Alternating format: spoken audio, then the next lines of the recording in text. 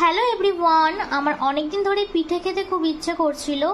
আর এই বছরে বা এই শীতে আমার পিঠে খাওয়া হয়নি, সেই জন্য ভাবলাম একটু বানিয়ে নিই।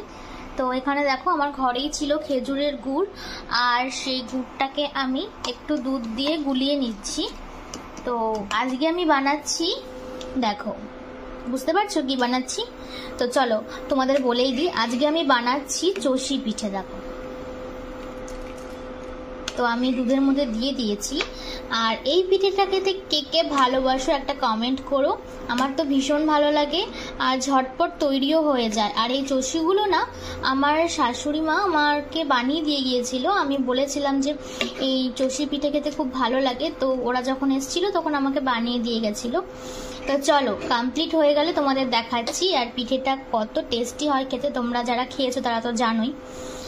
তো এখন আমি পিঠেটা বানিয়ে নিই।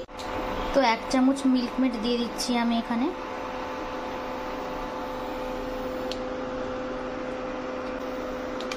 এটা দেওয়াতে না এই পিঠেটার স্বাদ আরো বেড়ে যায়। তো দেখো আমার চষি পিঠেটা রেডি হয়ে গেছে। আর আমি এখানে একটু জুস রেখেছি, কারণ এটা ঠান্ডা হয়ে গেলে কিন্তু গাঢ় হয়ে যাবে। আর দেখতে পাচ্ছ কত সর পড়েছে।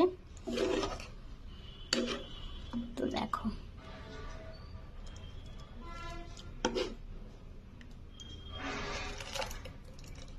কারা কারা এই পিঠেটা খেতে পছন্দ করো আমাকে অবশ্যই কমেন্টে জানিও।